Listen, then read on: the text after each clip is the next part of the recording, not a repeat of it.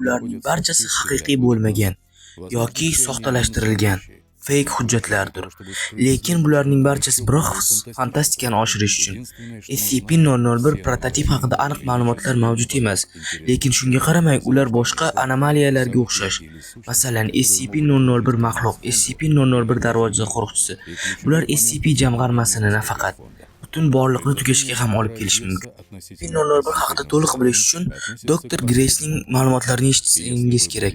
Agar u haqida ko'proq eshitsangiz, hammasini ko'proq tushunib olasiz. Keling, hikoyaga qaytamiz. Bolalar ko'chada to'p tepib o'ynashayotgan edi, lekin shu payt ular bir g'alati ovozni eshitishadi. Juda ham g'alati va shovqinli. Ular buni nima ekan deb boshida o'ylashadi va buni shunchaki yaralangan va jarohat olgan qush yordam chaqiryapti deb o'ylashadi. Ular unchalik ham yomon bolalar emas edi. Shuning uchun har bir soniyani yo'qotmasdan u tomonga qarab yugurib borishadi. Bolalar juda uzoq yurishadi. Ular o'rmonning ichiga kirgach, bu narsa qush emasligiga amin bo'lishadi. To'g'rida g'alati figurali bir insonga o'xshash mavjudot turar edi. Ular buni jarohatlangan inson bo'lsa kerak deb o'ylashdi. Lekin hattoki bu ham biroz shubhali variant edi. Undan juda g'alati ovozlar kelar edi. U biroz qimirlar edi. Qandaydir juda tez va noodatiy tarzda.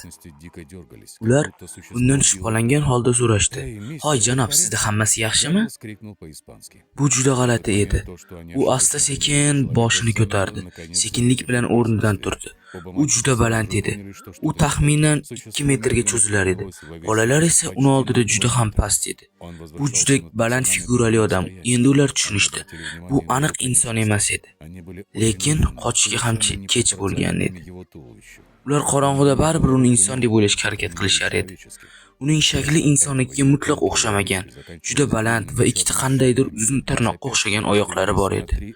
Qo'llar haqida gapirmasa ham bo'ladi. Ular esa ham juda uzun. Ammo eng dahshatlisi uning yuzi edi. Agar buni yuz deb atash mumkin bo'lsa albatta.